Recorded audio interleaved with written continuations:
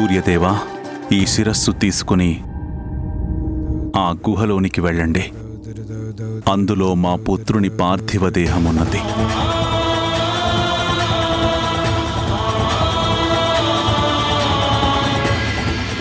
తమ ఆజ్ఞ ప్రభు.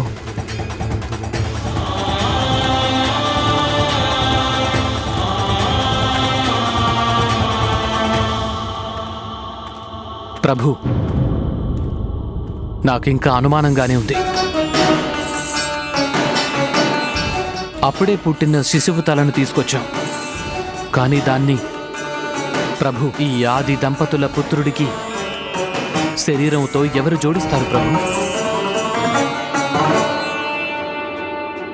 ఇంద్రదేవా, దేవతలకు రాజు గనుక ఈ ప్రశ్నకు సమాధానం మీకు తెలిసే ఉండాలి.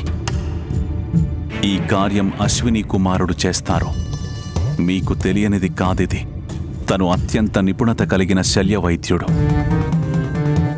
చెప్పండి, నా మాటలు సత్యమేనా?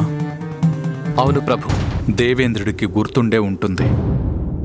అశ్విని కుమారుడు దతంగి మహర్షి శిరస్సుని తన మొండెం నుంచి వేరు చేసి మరలా దాన్ని మొండానికి జోడించి చూపించారు. ఆ దతంగి మహర్షికి బ్రహ్మ విద్యలో నిగూఢ జ్ఞానమున్నది. శ్రీ గణనాథుని దివ్య చరితాన్ని తెలిపే గొప్ప దృశ్య కావ్యం జై గణేశ. కాంటిలో స్టూడియోస్లో